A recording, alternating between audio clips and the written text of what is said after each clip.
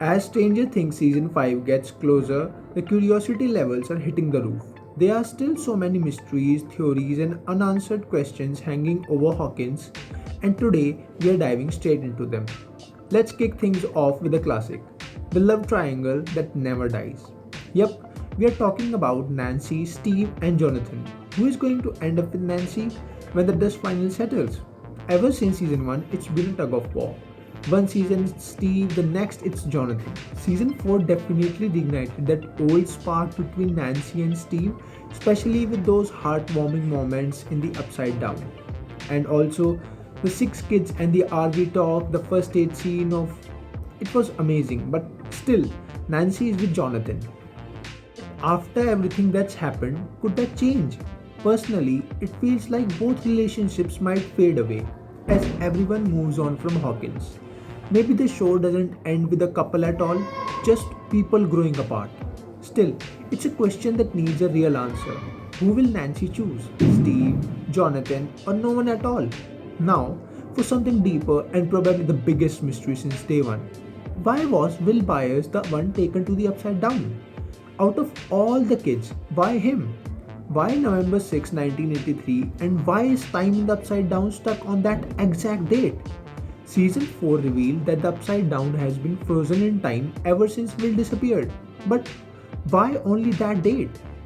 What is Vecna's connection to Will, and how much does Will truly understand about that other dimension? We have seen that he somehow survived there for days while others could not. Barb didn't make it, but Will did. That has to mean something. Could it be that Will has powers he has not tapped into yet? Maybe a psychic sensitivity, a hidden ability that's been buried by trauma? The trailers already teased glimpses of a younger Will running from a Demogorgon, and it's starting to look like this time in his dark world gave him something, maybe not like Eleven's telekinesis, but a different kind of link to Vecna.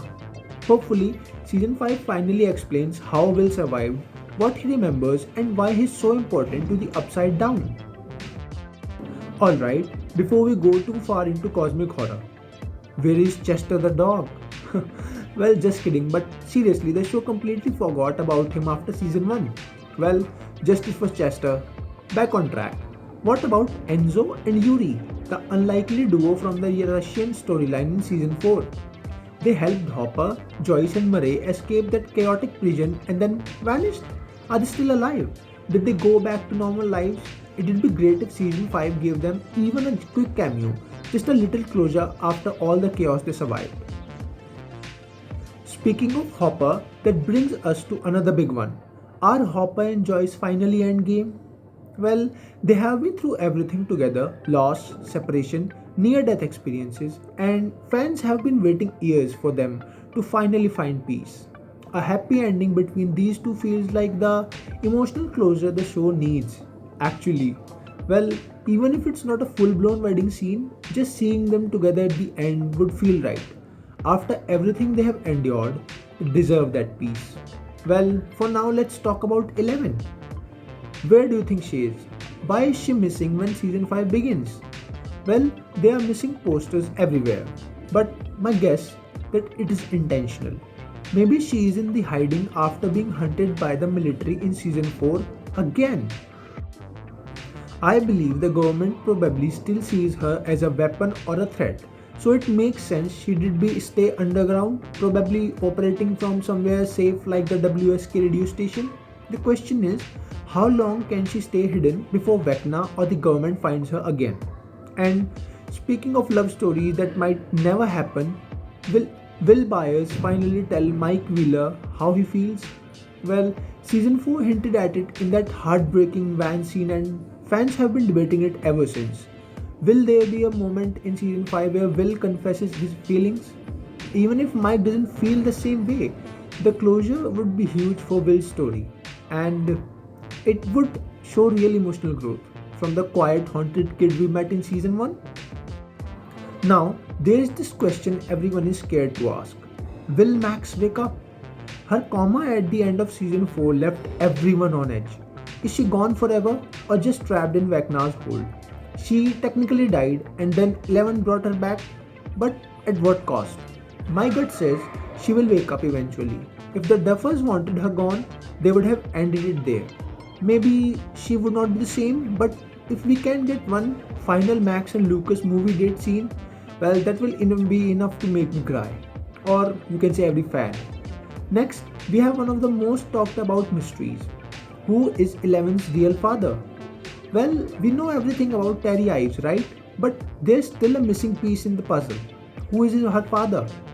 Stage play, the first shadow apparently drops some massive hints about her background, possibly connecting to the experiments at the Hawkins lab in ways we have never imagined.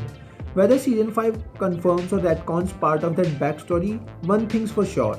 It's time we got the full truth about Eleven's creation and where her powers really come from. Now, on to the fan favorite. Everyone keeps hoping Will return. Eddie Munson. Is he really gone? Most likely yes. His death in season 4 felt final and emotional enough to leave a lasting impact. But there's always that whisper of hope.